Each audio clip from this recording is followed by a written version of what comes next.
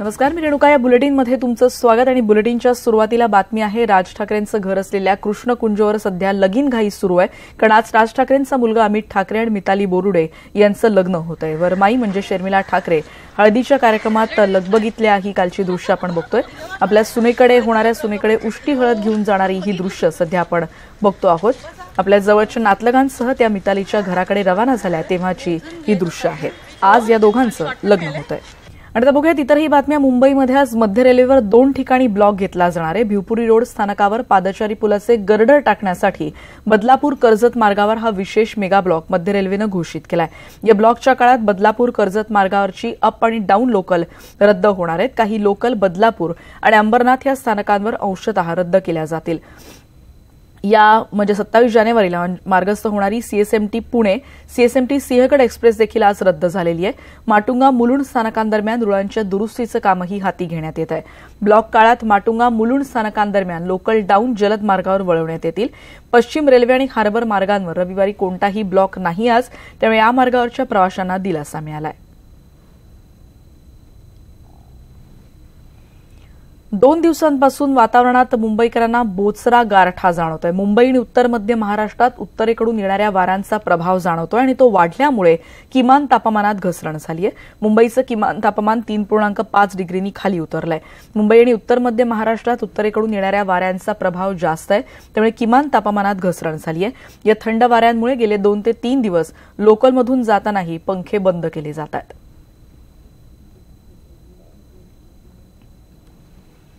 आता बातमी आहे भिवंडीची. भिवंडी निजामपूर शहर महापालिकेमध्ये कोट्यवधींचा भ्रष्टाचार झाल्याच्या आरोपावरून काल चांगलाच राडा झाला.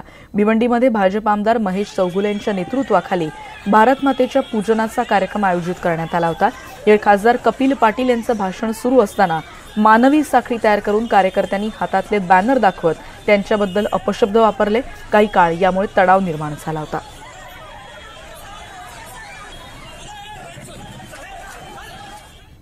आता बातमी आहे कल्याणची. टिळक चौकातल्या सफायर इमारतीच्या 7व्या मजल्याला मोठी आग लागली होती आणि ही माहिती कळताच अग्निशमन दलाच्या पथकानं तिथे धाव घेतली. 2 तासांच्या नंतर या आगीवर नियंत्रण मिळवण्यात यश आलंय. वसईतल्या ससू नवघरमध्ये देखील टॅपकॅप कारशेडला आग लागली आणि त्यामुळे अनेक गाड्यांचं नुकसान झालेलं आहे.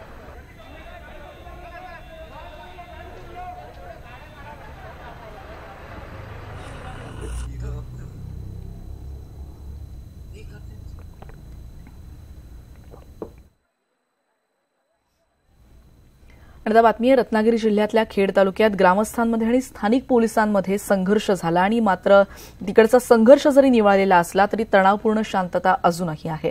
गोवंश हत्येविरोधात पोलीस योग्य कारवाई करत नाहीत असा आरोप स्थानिकांनी केलाय आणि याच कारणावरून खेडमधल्या रहिवाशांनी आक्रमक पवित्रा घेत पहाटेपासून तिथे जाळपोळ आणि तोडफोड केली होती.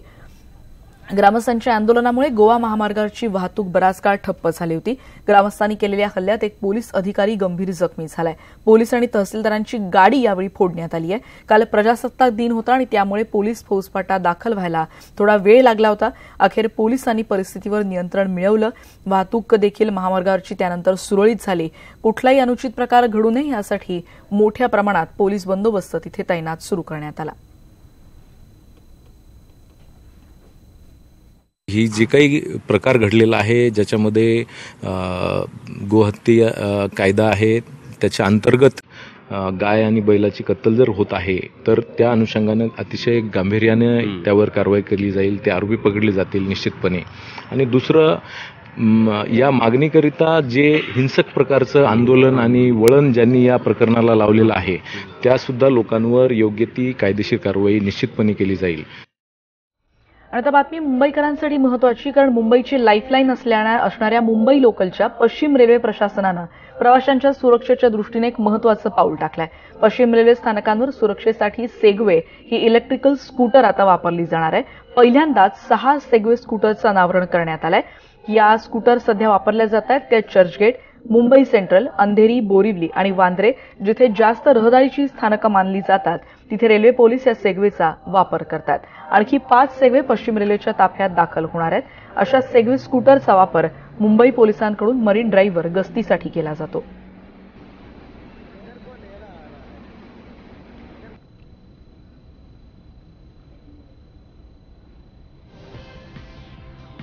पश्चिम रेल्वेच्या ताफ्यामध्ये या 6 सेगवे स्कूटर आहेत. चर्चगेट, मुंबई सेंट्रल, अंधेरी, बोरिवली आणि वांद्रे स्टेशनवर या सेगवेचा वापर केला जातोय. पोलिसांना गस्त घालण्यासाठी याची मदत होणार आहे. रेल्वे अपघात प्रसंगी तातडीनं सेवा पुरवण्यासाठी त्या फायदेशीर ठरतील. आपत्कालीन परिस्थितीमध्ये रेल्वेच्या प्रत्येक डब्यात तातडीनं मदत पोहोचवता येऊ शकेल. चोरीच्या घटनांना यामुळे आळा बसू शकेल.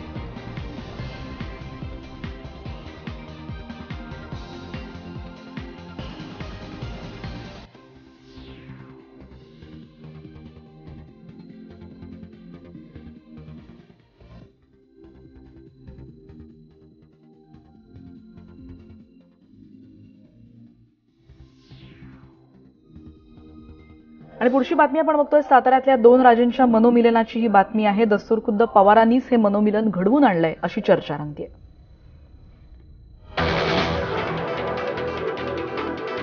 बघितलं, लोकसभेच्या तोंडावर पवारांनी साताराच्या दोन्ही राजेंना कसं एकाच गाडीत बसवून आणलं. ते निमित्त रुग्णालयाच्या उद्घाटनाचं असलं तरी पवारांनी यावेळी फक्त एकच अजेंडा डोक्यात ठेवला होता आणि तो म्हणजे उदयनराजे आणि शिवेंद्रराजेंचं मनोमिलन घडवून आणणं. त्यासाठीच पवारांनी या संपूर्ण कार्यक्रमादरम्यान दोन्ही राजे आपल्या आजूबाजूलाच कसे राहतील याची विशेष काळजी घेतली. मग ते झेंडावंदन असो वा नाश्त्याचं टेबल, अगदी फीत कापतानाही दोन्ही राजे शेजारी शेजारीच उभे होते. उद्घाटनाच्या छोटेखानी भाषणातही पवारांनी उदयनराजेंना डोकं शांत ठेवण्याचा सूचक सल्ला दिला. त्यांनी मार्गदर्शन करताना उदयनराजे त्यांनी एक गोष्ट सांगितली आपल्याला की डोकं शांत ठेवा. ते कोणासाठी सांगितलं मला माहिती नाही, पण त्यांची सूचना आपण दोघेही स्वीकारतो. कारण डॉक्टरचं मार्गदर्शन आहे, त्याच्याकडे दुर्लक्ष करून चाललं. खरं तर या दोन्ही राजेंच्या मनोमिलनाचा सराव तसा महिनाभरापूर्वीच झाला होता म्हणा. उदयनराजेंनी शिवेंद्रराजेंच्या खांद्यावर हात टाकून गप्पा मारल्याची चर्चा राज्यभरात गाजली होती.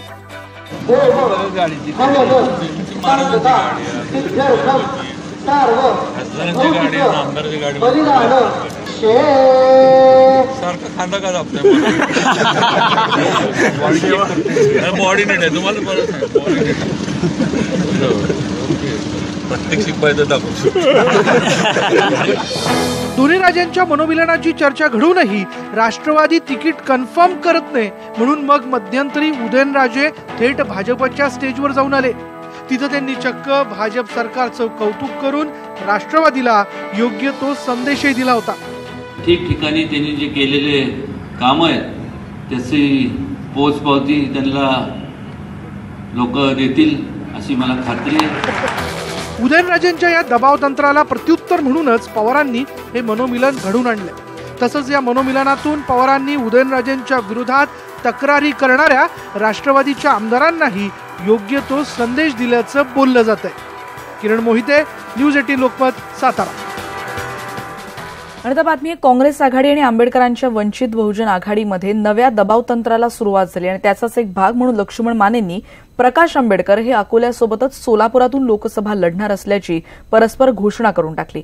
आणि यामुळे आंबेडकरांच्या या दबाव तंत्राला कितपत बळी पडतायत हे बघणं मोठं रंजक ठरणार आहे. बघणार आहोत काँग्रेस आणि आंबेडकरांमधली ही राजकीय खडाखडी. महाआघाडीच्या जागा वाटपासाठी प्रकाश आंबेडकरांनी 30 तारखेचा अल्टिमेटम देऊनही काँग्रेस म्हणावा तसा प्रतिसाद देत नाही म्हटल्यावर आता बहुजन वंचित आघाडीनं नव्या दबाव तंत्राला सुरुवात केली आहे. साताऱ्याच्या मेळाव्यात आंबेडकर फक्त आघाडीवर टीका करूनच थांबले नाहीत तर त्यांनी परस्पर उमेदवारी जाहीर करण्याचाही सपाटा लावलाय. सोलापूरची जागा काँग्रेस सोडणार नाही याची कल्पना असतानाही लक्ष्मण मानेंनी तिथून प्रकाश आंबेडकरांची उमेदवारी परस्पर जाहीर करून टाकली आहे. आणखी काय उमेदवार आम्ही जाहीर करणार आहोत. आमच्या मित्रांनी मी एवढंच सांगतो की बाळासाहेब आंबेडकर हे सोलापूर लोकसभा मतदारसंघातल्या निवडणुकीला उभे राहणार आहेत. ज्यांना रोज चिंता वाटते त्यांची चिंता थोडीशी त्यांचंही ब्लड प्रेशर वाढवतो आणि त्यांना मी सांगतो की होय बाळासाहेब सोलापुरातनं उभे राहणार आहेत, अकोल्यात उभे राहणार आहेतच. आंबेडकरांनी त्यांच्या सोलापुरातल्या उमेदवारीला दुजोरा दिला नसला तरी थेट नाकारलेलंही नाही. आघाडी संबंधीची रणनीती आम्ही 30 तारखेच्या अल्टिमेटम नंतरच जाहीर करू असं ते म्हणाले. लोकसभेच्या प्रत्येक मतदारसंघातली स्ट्रॅटेजी आम्ही काही जाहीर करणार, पण 30 तारखेपर्यंत आम्ही असताना काँग्रेसला वेळ दिलेला आहे की समझोता करायचं की न करायचं. त्याच्यामुळे आम्ही 30 तारखेपर्यंत थांबणार आहोत आणि 30 तारखेनंतर मग आम्ही सगळेजण बसून पुढचा रणनीती काय करायची ती आम्ही डिक्लेअर करणार आहोत. आता असं म्हणा की आम्ही असं नुसतं जनजागृती करतो, ते मी कुठून लढवणार ही जी आहे ही मी ज्यावेळेस आमचे सगळे मतदारसंघातले उमेदवार ज्यावेळेस जाहीर करू त्यावेळेस त्याच्यामध्ये माझंही नाव असेल, मी कुठून लढणार. आंबेडकरांच्या या दबाव तंत्रावर अशोक चव्हाणांनी थेट भाष्य करणं टाळलं असलं तरी आमची आंबेडकरांशी चर्चा सुरू आहे एवढंच त्रोटक उत्तर त्यांनी दिलंय. पण आंबेडकरांना आम्ही शक्य तेवढ्याच जागा देऊ हे सांगायला देखील ते विसरले नाहीत. एमआयएमच्या सोबत जाण्याच्या बाबतीमध्ये काँग्रेस अनुकूल नाही, आजही नाही. त्यामुळे त्या बाबतीमध्ये स्पष्टता होणं आवश्यक होतं आणि मग त्याच्यामुळे हे पुढे जात नव्हतं. काल ओवेसींनी स्टेटमेंट दिलं की बा ह्याच्यामध्ये जर माझा अडसर होत असेल तर मी बाजूला व्हायला तयार आहे, मी एकही जागा लोकसभेची लढवणार नाही, अशा प्रकारचं विधान हे ओवेसींनी परवा नांदेडच्या झालेल्या सभेमध्ये जाहीर केलेलं आहे. त्यानंतर प्रकाश आंबेडकरांची चर्चा पुन्हा सुरू करायची. तर मध्यंतरी आम्ही हे 6 दिवस आम्ही सुद्धा संघर्ष यात्रेमध्ये बाहेर आहोत. बाकीचे राष्ट्रवादीचे सहकारी आमचे अन्य जिल्ह्यामध्ये त्यांचे कार्यक्रम चालू आहेत. तर मला वाटतं आता या 26 ते 30च्या दरम्यान ही चर्चा आंबेडकरांची व्हावी असा आमचा प्रयत्न आहे. त्यांचे प्रतिनिधी त्यांनी डेप्यूट करतायत, त्यांनी कोणा लोक ऑथराईज केलेलं आहे, त्यांच्याशी आम्ही चर्चा करून आम्हाला जेव्हा जागा देणं शक्य आहे त्या जागेसंदर्भात आम्ही ते चर्चा करू, प्रस्ताव आम्ही त्यांना नक्की देऊ, प्रॉब्लेम तो नाहीये. सूत्रांच्या माहितीनुसार काँग्रेस आघाडी प्रकाश आंबेडकरांसाठी फक्त अकोलेची जागा सोडायला तयार आहे, तर वंचित बहुजन आघाडीला सोलापूर आणि बुलढाण्याचीही जागा हवी आहे. त्यामुळे महाआघाडीचा हा तिढा नेमका कसा सुटतोय हे पाहावं लागणार आहे. ब्युरो रिपोर्टसह किरण मोहिते, न्यूज 18 लोकमत. लोकसभेची निवडणूक जवळ आली की बीडमध्ये नगर परळी रेल्वेचा मुद्दा कायम चर्चेत असतो आणि आता देखील तेच होताना दिसतंय. गेल्या निवडणुकीत रेल्वेनं उमेदवारी अर्ज भरण्याचं आश्वासन मुंडे भगिनींनी दिलेलं होतं, पण ते पूर्ण होत नाहीये कारण रेल्वेचं बरंचसं काम अजूनही बाकी आहे. नेमकं काय घडतंय, एक रिपोर्ट. नगर परळी रेल्वे मार्ग हे खरं तर मुंडे साहेबांचं स्वप्न होतं. 1995 सालीच या रेल्वे मार्गाला मंजुरी देखील मिळाली, पण आज 23 वर्ष उलटून गेली तरी पुरेशा निधी अभावी रेल्वे मार्गाचं काम अजूनही पूर्णत्वास जाऊ शकलेलं नाही म्हणायला कड्यापर्यंत हा रेल्वे रूळ टाकण्याचं काम पूर्ण झालंय. त्याची पाहणी पंकजा मुंडेंनी नुकतीच केली आहे. पण आश्वासनाची आठवण करून दिल्यावर पंकजाताई नेमकं काय म्हणाल्यात तुम्हीच ऐका. बीड जिल्ह्यामध्ये आम्ही वचनपूर्ती केली आहे. बीड जिल्ह्याच्या वेशीमध्ये रेल्वे आलेले आहेत आणि सोलापूरवाडीच्या स्टेशनपर्यंत त्याचा ट्रायल सुद्धा लवकर आम्ही करणार आहोत. येईल परत, म्हणजे माझ्याच कार्यकाळात येईल. बीडच्या वेशीपर्यंत रेल्वे आल्याचं पंकजाताई कितीही ठासून सांगत असल्या तरी वास्तव मात्र वेगळं आहे. हा रेल्वे मार्ग पूर्णत्वास जाण्यास अजून किमान 3 वर्ष तरी लागतील असं रेल्वे कृती समितीचं म्हणणं आहे.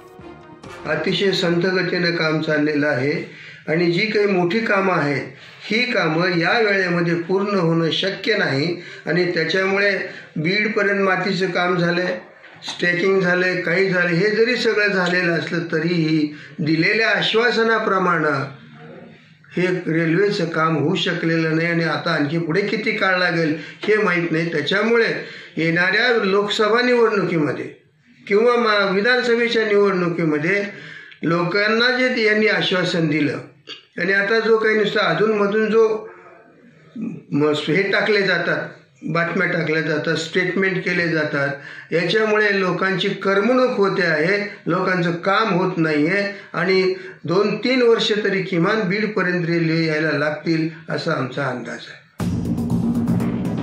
अपुरा निधी आणि भूसंपादनाचे तंटे यामुळे रेल्वे मार्गाचं आतापर्यंत फक्त 7 ते 8% काम पूर्ण झाल्याचं आंदोलक सांगतायत.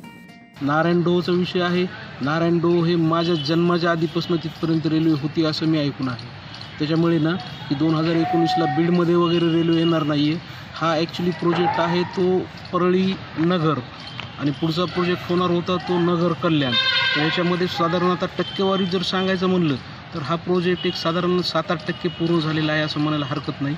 आणि जे टप्प्याटप्प्याने थोडं काम करतायत, बऱ्याचशा ठिकाणी लँड ॲक्विजिशन आणखीनही पेंडिंग आहे.